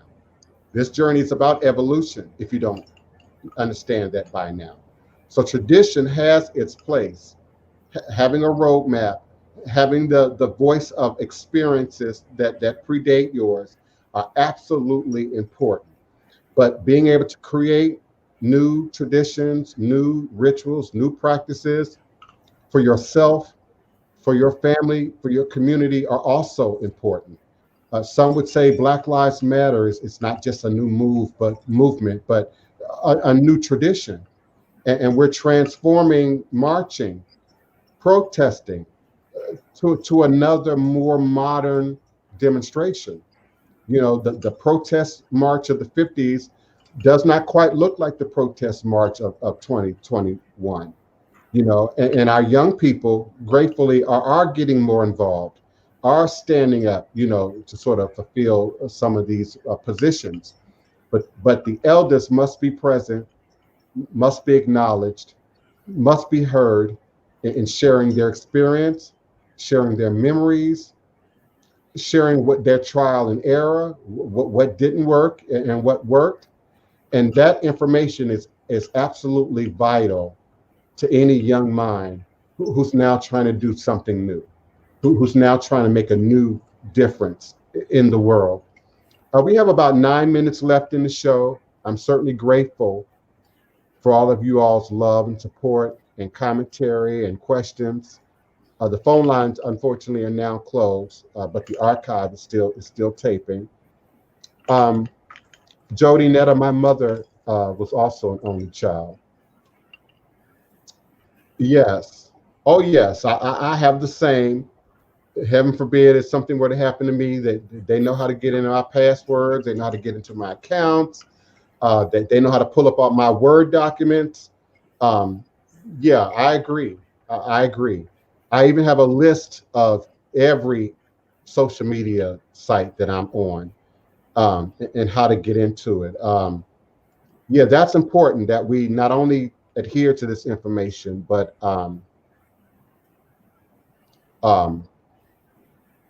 make it accessible to our children, our friends, our family, our peers, our community.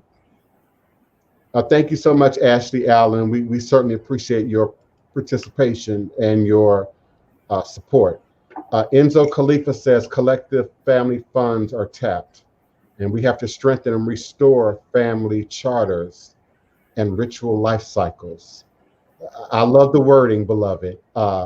People aren't aware that early on your walking crews, your second line crews, and even your Black masking cultural traditions often had at their foundation life insurance. And life insurance was made available to the participants, you know, at a group rate. And that would fund the second line and fund the burial. In the more modern times, it's perceived that they've become a little bit more social crews, you know, the party, the ball, the celebration leading up to and after Carnival. But in many of the traditions here, that access to, and now not just life insurance, but medical plans, giving access to our musicians and our street performers and our second line crews and our maskers, giving them access to dentists, to healthcare, to general practitioners, to address, you know, all of our life concerns and needs. So I agree with you. Family funds are often tapped, and then we're forced to go to the community. And so we need to strengthen our community resources, family charters, and ritual life cycles. Some of us are still planning the family gathering, the summer retreat, the family reunion, so get, a savvy, educated young person in your family, to now look at insurance, to now look at other, things that you can invest. Because if each member of the family going to pay $40 to come to the family reunion, okay, they can pay 55, and you all put some of that money into a fund that fuels the insurance, that fuels the community pot. And yes, particularly in relation to young people. I know it's painful and we don't want to look at it, but our young sons and daughters, they're being shot down by each other. They're being shot down by the police. They're dying at a much more prolific and youthful age than I ever remember seeing in the 70s, even coming into the 80s. It was indeed the crack era where we began to see a greater degree of that violence showing up in the streets in our communities. Is the power of ritual and ceremony in ATR the same as Abraham faith? Quite possibly at the root level, at the indigenous level. I think humanity has sought a certain union and unity, not just through we look alike or we're born from the same bloodline or parentage, but also through ritual and ceremony. Earlier in the show, Goat Rider, I talked about sort of the geographic nuances just in voodoo, and how voodoo is done from town to town, state to state in West Africa, how voodoo is done in Brazil versus Cuba versus Puerto Rico versus Venezuela versus Louisiana and the southern states. So at its most foundation, I would say, yes, a continuation of a tradition, a continuation of an understanding. We have an understanding about a particular sign or symbol. And so we celebrate that. We re-acknowledge that every time we do a ritual. For example, your communion. Every time we do this quote unquote symbolic ritual, of eating the flesh and drinking the blood, it is in commemoration of, a lot of Black churches still recite that verbatim. It is in memory of, the Savior giving their life, and the foundations of that tradition. When I think of Nyabingi in Rastafari in Jamaica, which is primarily that ritual drumming ceremony, and we do a similar thing in Congo Square every Sunday. There's something that's unleashed during that drumming. There's something that's tapped into during that drumming. People cry, people laugh, people release their burdens. People come and, I heard you, Denise Graves, they bring their tiredness, but they still show up, to Congo Square and release that energy, and then find the energy to dance, and then find the energy to interact. And Ashe is shared. I don't think that's taught enough or heard enough in the global Orisha romantic community. Ashe is not owned or possessed, we share it, and it's conferred upon one another. So that energy is strengthened. I think church folks, you say where two or more gathered in my name.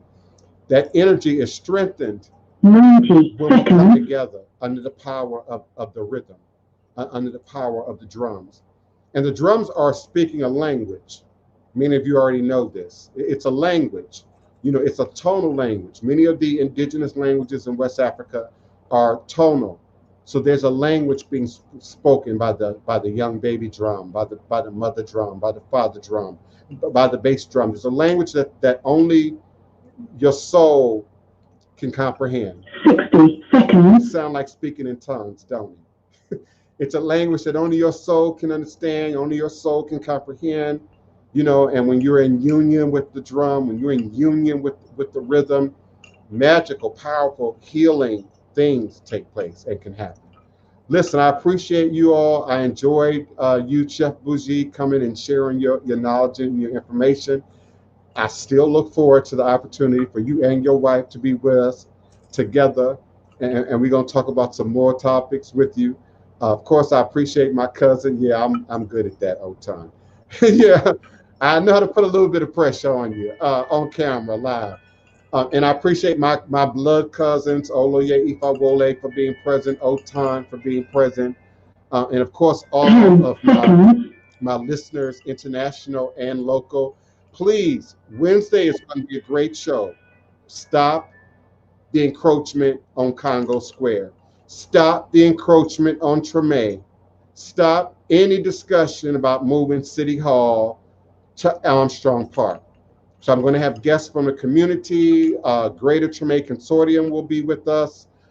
There is an advocacy group that will also be here with us called Justice and Beyond, a advocacy group, and we're going to have community organizers discussing and further inviting our beloved Mayor Cantrell to come up with any other idea than Armstrong Park and allow the community to have a voice. So I look forward to many of you coming back and being with us on Wednesdays, those that will. If you miss it, please catch us in archive. Please like, share the broadcast, share the podcast, subscribe both to my YouTube and my Blog Talk Radio. I will appreciate you subscribing, liking, sharing. And until next time, remember that all is truly and indeed a blessing. If you could just see beyond the veils, it's all just an illusion and a test, a challenge, and one of the greatest divine mysteries of this life cycle. Ashe, Asheo, and Odabo. Odabo. Odabo.